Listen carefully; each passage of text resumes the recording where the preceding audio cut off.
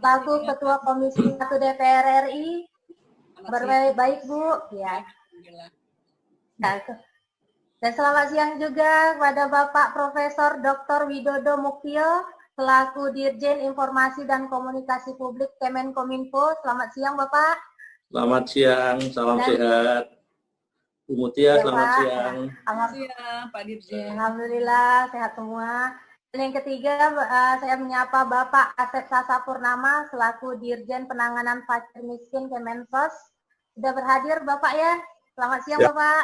Selamat siang, Assalamualaikum warahmatullahi wabarakatuh. Alhamdulillah, Waalaikumsalam warahmatullahi wabarakatuh. Ya. Berbeda. Kalau di Komisi 1 kita mencoba melihat bagaimana bidang yang kita bawahi bersama dengan Kementerian Komunikasi dan Informatika bisa kemudian membantu penanganan pandemi.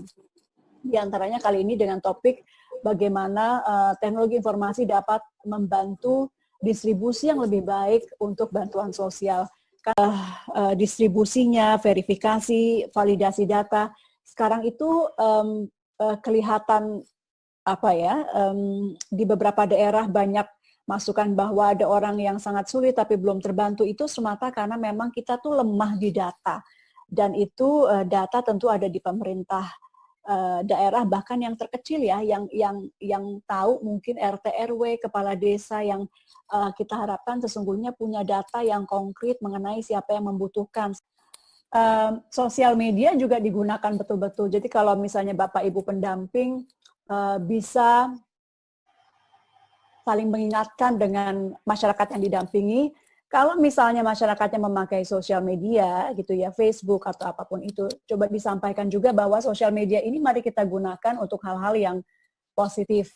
Jadi bisa untuk memberitahu informasi kalau ada kesulitan,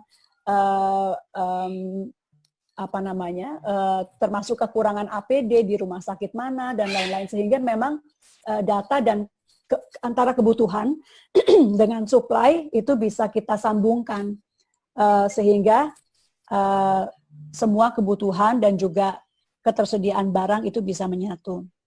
Sulit di masa pandemi seperti ini, sehingga juga kita harapkan melalui internet, pemerintah pusat, pemerintah daerah, para pendamping PKH, kita harapkan juga bisa dilibatkan pendamping desa di bawah Kementerian Desa, yang juga sehari-hari bisa mensupervisi kepala desa. Kemudian Taruna Siaga Bencana Tagana ini juga di bawah Kementerian Sosial. Bagaimana ini bisa menjadi satu kesatuan untuk kemudian mencari bagaimana cara distribusi terbaik untuk masyarakat dalam hal bantuan. Ada situasi di mana reality itu reality virtual, bukan reality sosial. Nah, ini yang menarik buat teman-teman pendamping PKH. Bagaimana komunikasi teman-teman dengan yang didampingi itu tidak selalu harus silaturahim secara fisik. Bisa juga silaturahim secara virtual. Dan bagaimana juga secara virtual, tapi efektivitas kerjanya bisa berjalan sesuai yang kita harapkan. Ini satu situasi yang luar biasa penyesuaiannya, tetapi saya yakin ini menjadi tantangan kita, karena memang kemudian kita menemukan format yang sesuai dengan satu situasi di mana kita harus virtual. Dan juga yang keempat, yang tadi sudah disinggung oleh Ibu Ketua Komisi 1, bahwa nampaknya ada satu kekuatan dahsyat di Indonesia yang disebut dengan gotong royong. Ini satu situasi yang sekarang betul-betul kelihatan. Tidak hanya pemerintah, memang pemerintah harus hadir, tetapi empathic society ini, semua komponen masyarakat, kalau kita saksikan di media televisi misalnya, luar biasa. Ini menunjukkan apa? Bahwa bangsa kita itu punya satu situasi budaya yang dahsyat, dan ini keempat-empatnya ini kalau bisa kita jalankan dengan baik, itulah sebetulnya tantangan Kominfo. Kita mencoba memenuhi kebutuhan masyarakat di konteks human communication-nya, kontennya, bagaimana supaya efektif, bagaimana masyarakat ngerti, dan lain sebagainya, tetapi juga dukungan perangkat kerasnya, teknologinya, satelitnya, BTS-nya, dan lain sebagainya. Ini dua hal yang kalau bisa kita manfaatkan dengan sebaik-baiknya, makanya kami aktif melakukan literasi terhadap dunia media sosial.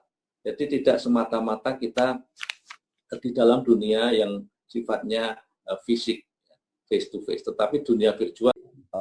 Oleh karenanya, bagi kami di Kementerian Sosial, khususnya Direktorat Penanganan Fakir Miskin, Bu Mutia dan Prof ya, serta rekan-rekan sekalian nih, pasukannya pendamping PKH nih.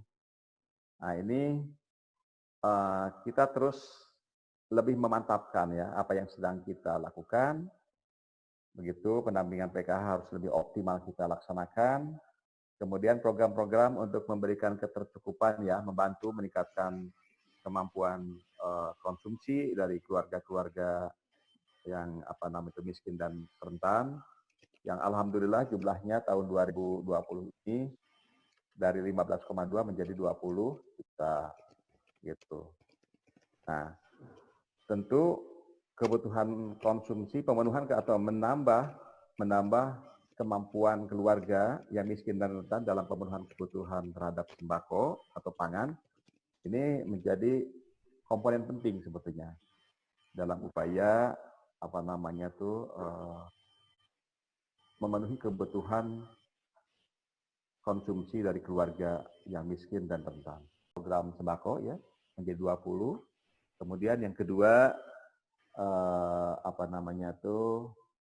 yang berkenaan dengan PKH menjadi 10 juta PKH. Nah, kemudian ada yang ketiga ini khusus untuk di Jakarta ya, penugasan khusus Presiden untuk pertama bansos di Jabodetabek sebagai antisipasi mudik. Nah, ini berupa sembako ya. Nah, kemudian yang kedua nih, ya agak besar sekarang lagi dikawal nih, dan mitranya kantor pos nih dengan Himbara.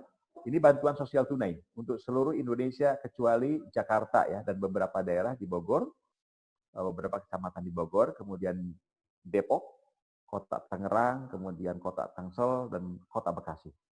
Jadi jumlahnya ini 9 juta di Indonesia. Luar biasa, ini kita lagi terus merapikan datanya.